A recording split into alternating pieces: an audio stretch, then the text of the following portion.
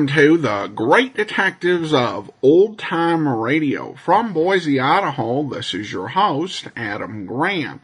If you have a comment, email it to me, box13@greatdetectives.net. Follow us on Twitter at Radio Detectives and become one of our friends on Facebook.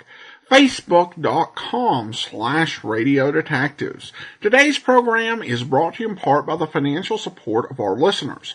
You can become one of our ongoing Patreon supporters at patreon.greatdetectives.net for as little as $2 per month. And I want to welcome our latest Patreon supporter, Gina, coming aboard at the rookie level of $2 or more per month. Thank you so much for your support, Gina.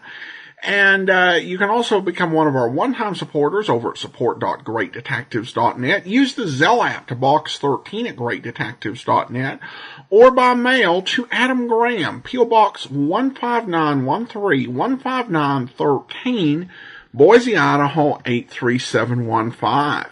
Well, now it's time for today's episode of The Man Called X. And we have 3 more lost episodes in between last week's show and this week's. The original air date on this one is July the 24th of 1947, and the title is Destination Manilla. Twice as sure with 2 great names, Frigidaire and General Motors.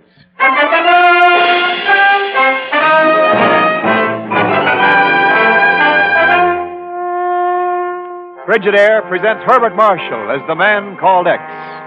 Wherever there is mystery, intrigue, romance, in all the strange and dangerous places of the world, there you will find the Man Called X.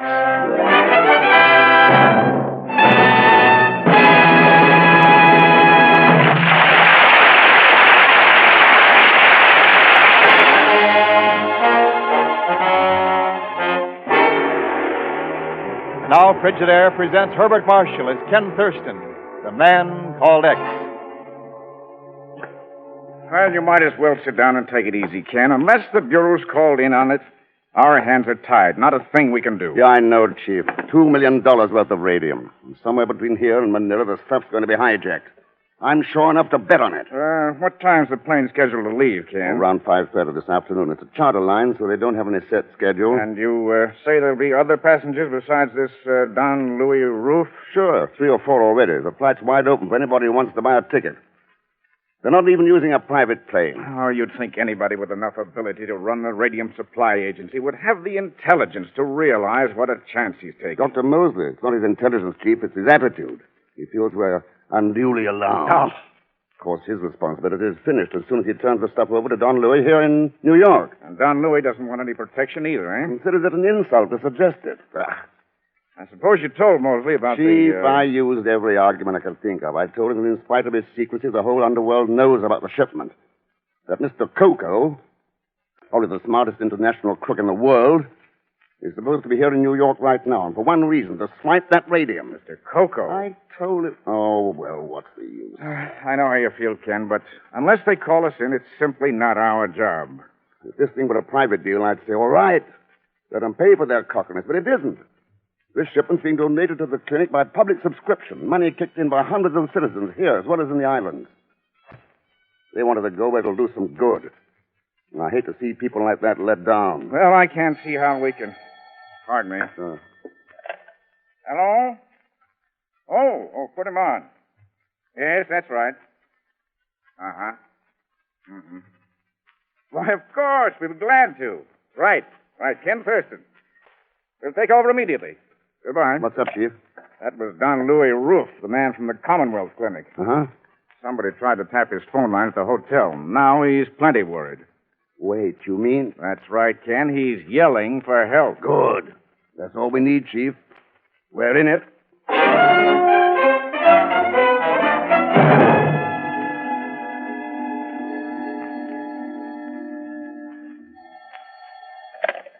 Mr. Pagan Zellschmidt, Esquire. Who's talking, please? Is this the Zellschmidt who's a friend of Ken Thurston, the Man Called X? Huh? I mean, most likely you have the wrong number. I never even heard of anybody like that. If you're the right guy, I'm ready to send you $100 by messenger. So I'm very sorry. Zellschmidt, I want you to take a message to Mr. X. Tell him if he wants to go on living, he'd better keep his nose out of this radium deal. Otherwise, my agents would be forced to eliminate him. Got it? Right. I shall go find him immediately. As soon as the money gets here, of course. You'll go now. Get the money later. Apparently, you don't realize who you're talking to. As a matter of fact, I don't think I've had the pleasure, Mr. I'm sometimes known as Mr. Coco.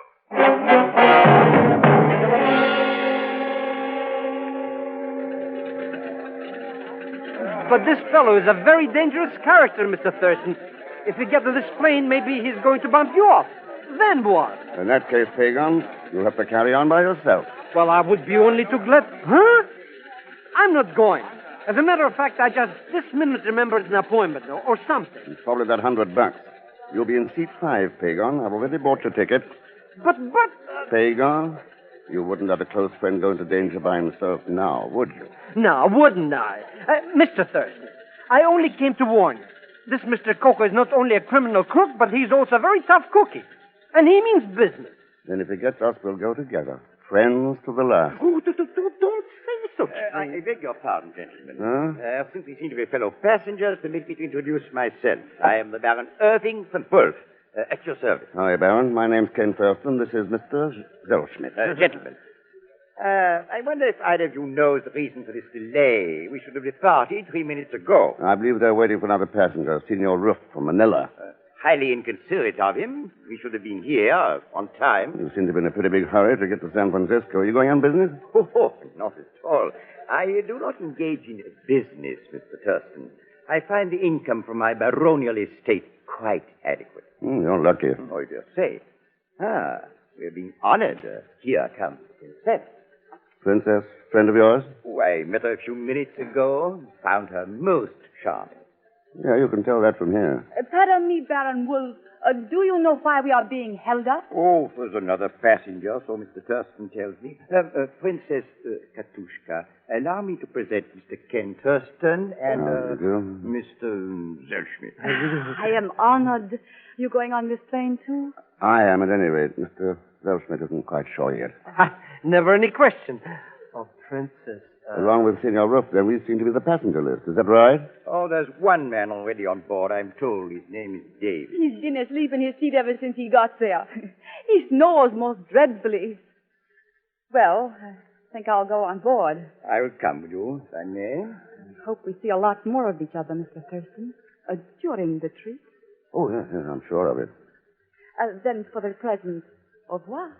We'll see you on board, gentlemen. Mr. Thurston, I'm like a new man. Recapitulated, huh?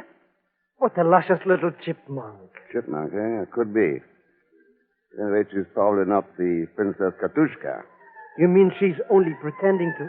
Hey, what's all this? Probably our prize package, complete with police escort. Yep, here comes Don Louis now. Pagan, take a good look at that briefcase. It's worth a couple of $1 million. Good evening, Mr. Thurston. Sorry to be late. We were delayed by traffic. You know Dr. Mosley, of course. Yeah, of course. How are you, Doctor? No trouble so far, then? Not a bit, Mr. Thurston. In fact, I'm inclined to believe the incident at Senor Ruff's hotel was pure coincidence. Had nothing at all to do with the radium shipment. Well, that's possible. Shall we go aboard, Senor Ruff? I wish you the best of luck, Don Louis. It's been a pleasure to deal with you, sir. Sorry you're not going with us, Dr. Mosley. We have some pretty unusual people on board. I doubt there'll be a dull moment in the whole trip.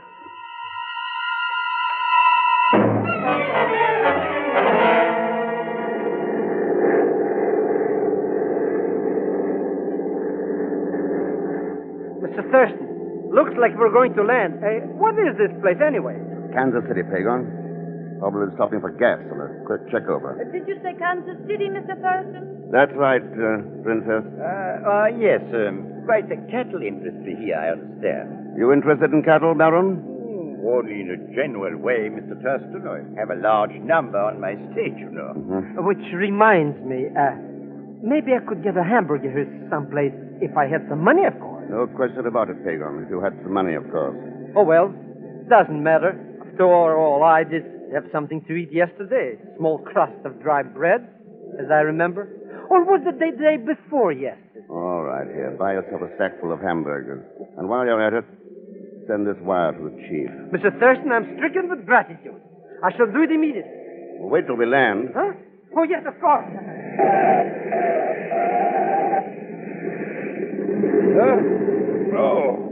Oh, Mr. Thurston. What is this? We're landing? That's right, Don Louis. Short stop at Kansas City.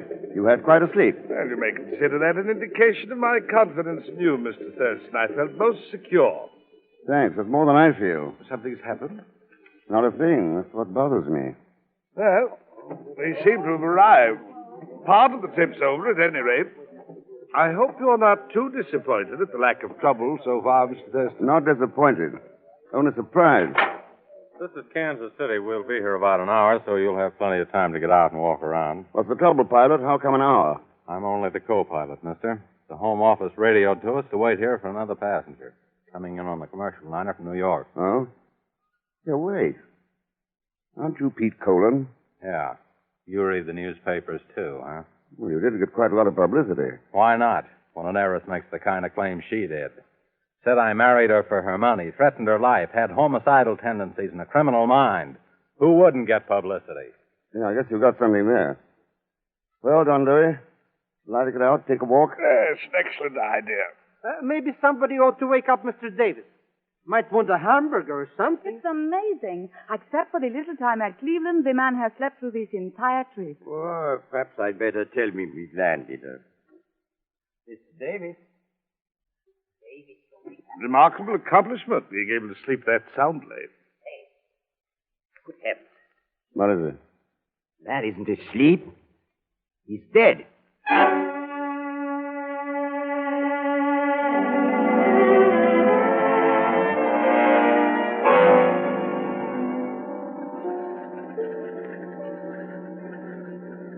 Look, Mr. Thurston, here comes your friend now. Apparently he hasn't deserted after all. Hello, Mr. Thurston. Pagon. What the Sam Hill have you got in all those paper bags? Oh, hamburgers. Well, you only had $5. Must have taken most of that for the telegram. Oh, that I sent it to collect. Here, have one. No, thanks. Go ahead. I've got plenty of them. 25, in fact. I thought I might get hungry in the plane, you understand? I see. Mr. Thurston, do you think we'll be held here because of Mr. Davis's death? No, Don Louis, we'll probably take off right away. Our new passenger was supposed to be on that liner that came in a few minutes ago. What do you think was the matter with him, Mr. Thurston? His heart, maybe? No, Pagan. I think he was poisoned. What? But you mean because of this? That's right, Don Louis. Because of what's in that briefcase. Davis was the crook who used to run the Christmas gang. I recognized him in New York. But he never even glanced at it all during the trip. Hadn't got around to making his play yet. But somebody on board decided to cut down the competition. Poisoned him. Oh? What's this about someone being poisoned, Mr. Oh, Thurston? Baron. I was telling Senor Roof that the late Mr. Davis was undoubtedly poisoned. But that's so silly. Who could have done it? Any number of people. Our co-pilot, Pete Colon, filled the water bottle at Davis's seat. I believe he had a drink with you, Baron, when we stopped in Cleveland. And I saw him eat some candy mints that you gave him, Princess Katushka. But there was no reason. None of us even knew the man. No, not Princess. Mr. Thurston, here comes somebody. Maybe the new passenger, huh? Yeah, I guess. Well, it is quite a surprise, Dr. Mosley. Hello, Mr. Thurston. Don Louis. Supposedly. I suppose this does seem a bit foolish, but I found your apprehension contagious and decided to come along as far as San Francisco. I caught the next... Oh, well, hello there. I beg your pardon. Oh, sorry, you don't know these people, do you? Princess Katushka, Baron von Wolf, Dr. Mosley. But I... How do you do, Dr. Mosley? Pleasure, Princess Katushka. Well, I'd better get aboard. I've delayed you enough already. Perhaps we should all get aboard. An excellent suggestion, Don Luis, unless you object to traveling with a poisoner.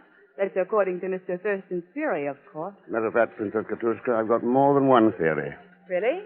Such as? Well, one of them is that you may be the Princess Katushka, and again, you may not. How interesting. And as far as Baron von Wolf's concerned, I seem to remember a celebrated jewel theft in London some years ago.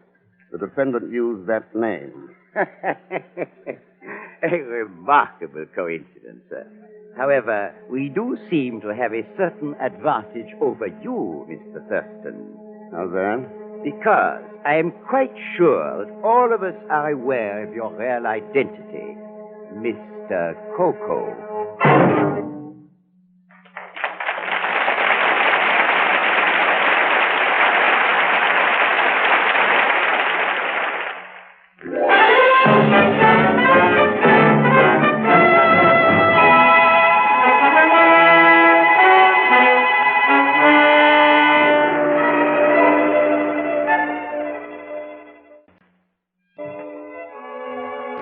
And now to continue with Frigidaire's Man Called X, starring Herbert Marshall. Mr. X has watched the briefcase of radium like a hawk ever since the plane left New York. But so far, no direct attempt has been made to steal it. Right now, the plane is making a brief stop in Denver, Colorado. Hello, Mr. Thurston. Hey, what happened to Senor Ruff? Nothing's happened to him, Pagon. He's sitting over there on that station bench, exactly 31 feet away. Why? Oh, nothing. Except I always become very uncomfortable when I get close to $2 million. Here's a telegram from the chief.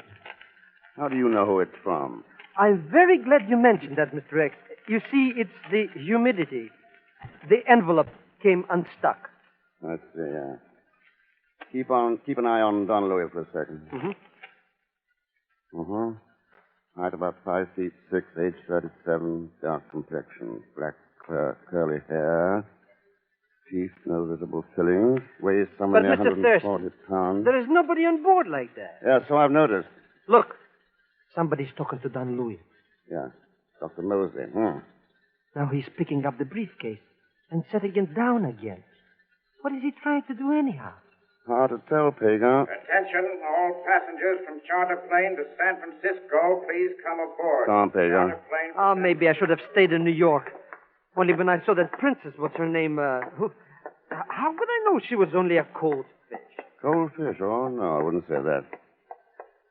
Well, Dr. Mosley, you practicing weightlifting? Thurston. I didn't hear you come up.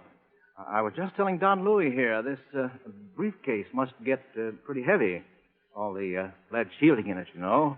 Yeah, I suppose it does. Yeah, well, I was just going to carry it to the plane for Don Louis. Oh, I wouldn't think of letting you go to all that trouble, Dr. Mosley. Yes. I'll be only too happy to carry it. Shall we go, gentlemen?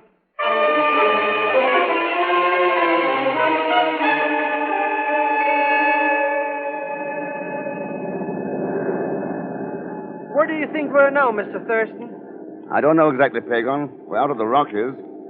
Somewhere with the desert, I guess. And the next stop, San Francisco. Ha! Not only this Mr. Coco doesn't show up himself, but he doesn't even have any agents like he said he did. Strictly one big bluff. Thought you'd all like to know we're running dead into a pretty bad storm. Gonna bear off south and try landing at Rock Rim Emergency Field. Oh, Mr. Colon. Yeah, Mr. Thurston, what's on your mind? I was wondering why we didn't wait this out of Denver instead of heading on into it. Would have if we'd known about it. This one came up unexpectedly. Now, Mr. Colon, Yeah? I happened to see a copy of that storm warning the field dispatcher handed you in Denver. I'd hardly call this unexpected.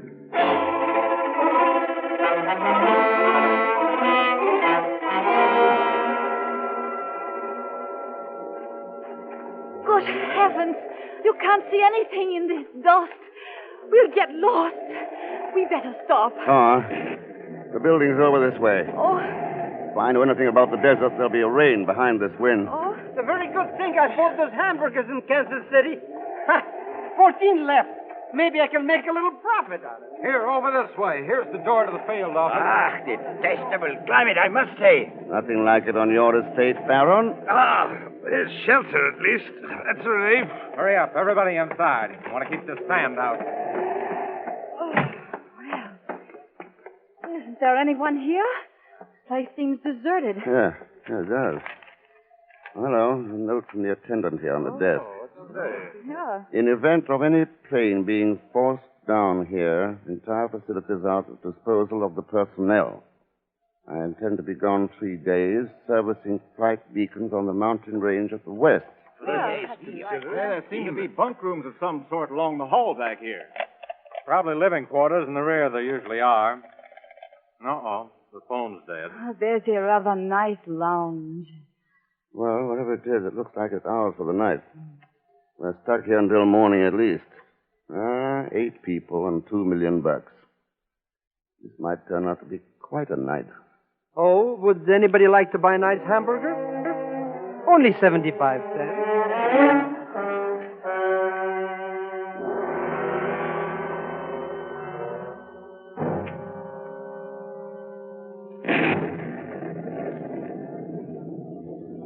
What's the matter, Princess? Insomnia? Hmm? Oh, you startled me, Mr. Thurston. I didn't see anyone sitting there. You may as well make it Ken, since we've come this far together. Sit down. All right. Ken, Of course, that leaves me still wondering what to call you. you still think I'm an imposter, don't you? Aren't you? No more than you are. Touche. I suppose our little friends are all tucked in safely. I guess so. Rather surprised at you letting Don Louis out of your sight. You followed him around like a shadow. Well, good reasons for it. Well, of course, you know about that. I can guess. Ken, why do you dislike me so much? I don't. I've been avoiding you because I think you're dangerous. There's a big difference there. Dangerous, Ken? In what way? Well, the way you said that, for one thing. And the way you're looking right now. How am I looking? Let's say, desirable. That covers a lot of ground. I don't go so much for just looking, Ken. No more do I. Oh. Where do we go from here? San Francisco. Oh, that's for tomorrow. How about tonight? Tonight. That settles that question. And those were gunshots. That's right, baby. No, you stay where you are. Mr. Thurston, that noise. Well, it woke me up. What happened? I think it's a safe bet that somebody shot somebody. Yeah, well, but we've got to do something. Where did it come from, and who was it? I believe I can answer that question, Dr. Mosley. Please stand where you are, Mr. Colon. Don Louis. Well, Colin, that's quite an arm you've got on you. I don't think he's wounded seriously, Mr. Thurston. I'm something of an expert with a pistol. How did it happen, Don Louis? I woke up to find Mr. Colon going through my luggage. Since he had a knife, there was no other choice than to shoot him. Well, it's fortunate you woke up. Otherwise, he'd have had the briefcase. It's too bad Mr. Thurston was so engrossed out here in the lounge. Oh? I thought the shots woke you up. Well, at least you weren't where you should have been, with Don Louis. No. No more was the briefcase. Where is it? Under those cushions there. You've been sitting on it for the last 5 minutes. Oh? Since I was quite sleepy, Mr. Thurston was kind enough to take over my responsibility for a time. Mr. Thurston's well known on 2 continents for that sort of kindness as Don Louis. Hello, Baron. You always wake up with a brandy bottle in your hand? Oh, it's so much excitement. I thought a drink might be in order. I usually found glasses. How about one all around? Excellent You suggestion. didn't count me in. Well, there we are. Just a moment. Mr. Thurston, what's that gun for? Suppose we wait for our host to drink first. Well, All Baron. right, put that gun on them. We can make a deal, Mr. Coco. Coco. But Mr. Thurston is the man called X. The Baron's been under a misapprehension, and I'll take that bottle now. I think it'll probably hang you, Baron Wolf, for the murder of a man named Davis.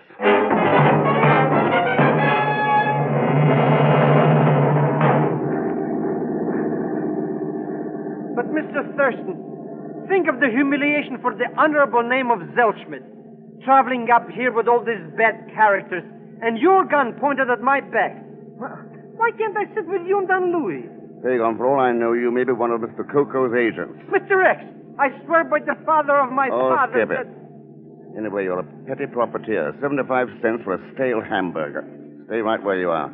How long will it be before we reach San Francisco, Mr. Thurston? I'd say about half an hour, Don Louis. Plenty of time to make connections with the Clipper. I'll tell you one thing, Mr. Thurston. As soon as I can get in touch with the proper authorities, you're going to be very sorry for this treatment. What's wrong, Dr. Mosley? Aren't you comfortable? Treated like a common criminal. A man of my position. Relax, Doctor. Colin and the Baron are in a tougher spot than you are. They're not doing any squawking. The stakes were big enough to take a chance, Thurston. When you lose, that's all. Quite a philosophy. You and the Baron should have worked together. How do you feel about it, Princess? I'm not a princess, and you know it. I showed you enough credentials to prove who I am. Sure you did. Helen Bartlett, magazine feature writer. That was a new role, wasn't it? It was not a role, it's the truth. I admit it was a fool idea, but I had to get an inside story on this radium deal some way. Dr. Mosley backs me up. Yeah, I've noticed how willing both of you are to support each other's trains. Now, look here, Thurston. You look here, Dr. Mosley. Thousands of people in this country kicked in money to send this radium to a Philippine hospital. All I care about is making sure it does go there. Compared to that, your little troubles don't mean very much. Is that clear? Mr. X, do you think one of these suspects could be Mr. Coco, maybe? Maybe. Which one is it? That's a good question, Pagan. Which one do you think it is?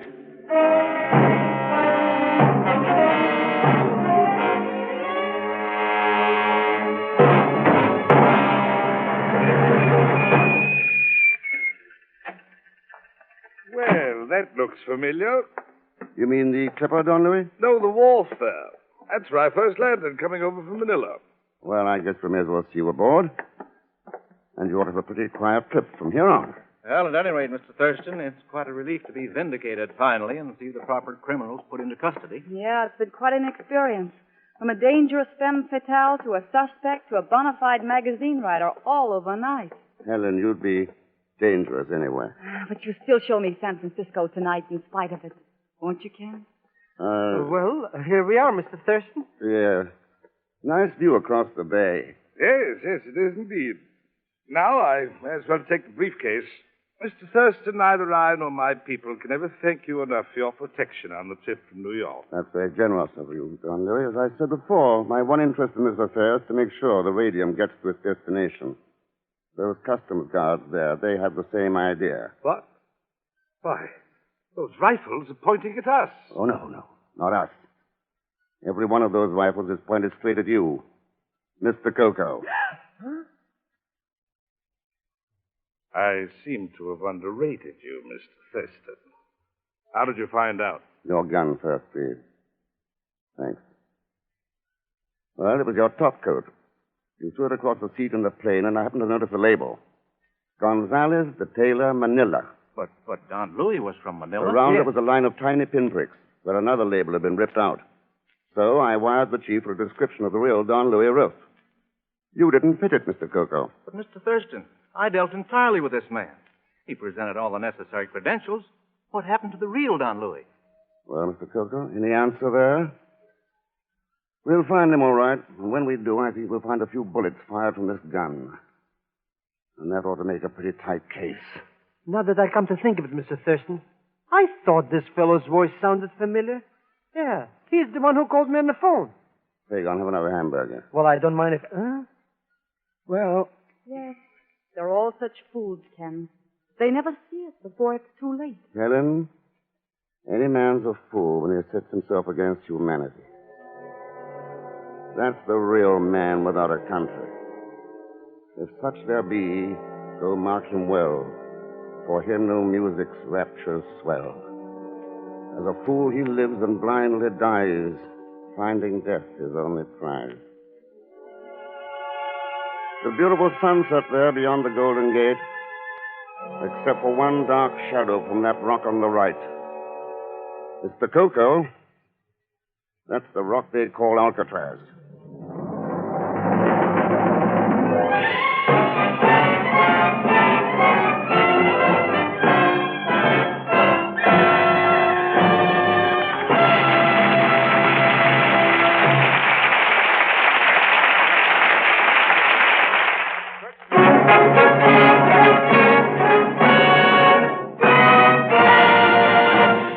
Frigidaire star, Herbert Marshall.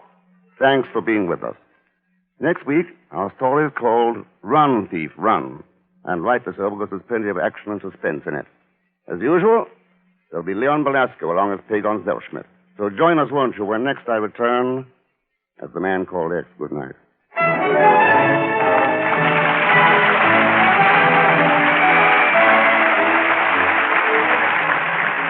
Frigidaire's Man Called X is directed by Jack Johnstone, with music composed and conducted by Johnny Green.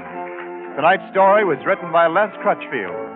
And so until next week, same time, same station, this is Wendell Niles speaking for Frigidaire, made only by General Motors.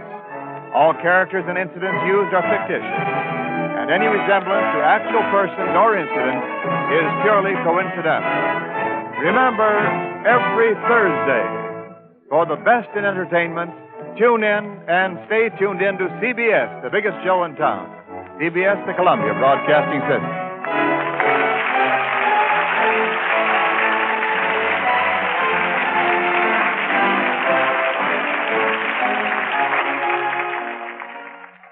Welcome back. I really liked how they played with the formula and expectations.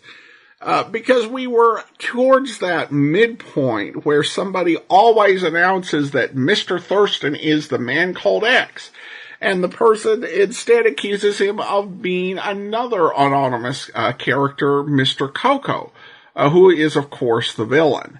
I also like the post-episode speech. This one did send me looking, and I believe this was, what he was quoting here was Sir Walter Scott. So, he is, I guess, making me a little more literate. And I did like the entire vibe of the episode with all of the red herrings and mysteries. The only thing that really undermined it for me is that I knew that the villain was played by Alan Reed. And when I first heard Reed's character, when we got, when he first got on the plane, I was wondering, was Alan Reed playing doubles? But he was not. So that was the only character, and that obviously was the villain. And I don't know how recognizable he was to audiences in, 1947.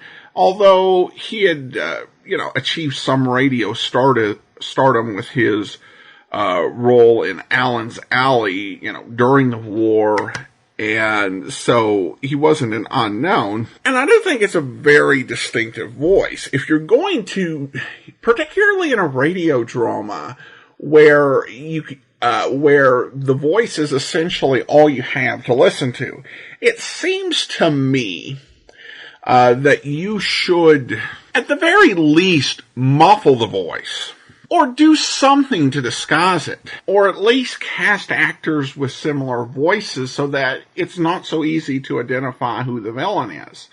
But when you use a distinctive voice like Alan Reed and you hear that unmuffled, then you're going to know, and a lot of the work you're doing in terms of making an interesting mystery is going to end up a bit wasted.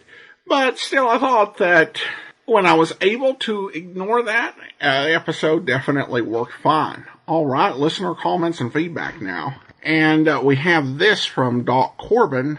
Doc writes, regarding the episode that we did a couple weeks ago, when you announced the title of that episode, you seemed to say it was the Tumerator Rifles. The printed title was the Silver Scarab. The original date was 6/1954. I'm pretty certain that is actually the Silver Scarab. Well, Doc, it should have been the Tomb Raider Rifles. Sorry for the mispronunciation issues. And there are actually a couple different sites. Some call it the Tomb Raider Rifles. Some call it the Silver Scarab. And I had decided on to go with the Tomb Raider Rifles, which, and I should have said the air date is June 19th, 1947. I hope I didn't mess it up that bad, get it 7 years off. But, yeah, I've corrected the title, though I think the file may still have the Silver Scarab. Yeah, it is a bit of a confusing situation with titles, where different websites do have different titles, and I sometimes I think, you can pick one or another, but you really shouldn't pick both. So, good call out on that, Doc. Appreciate your email and keeping me honest.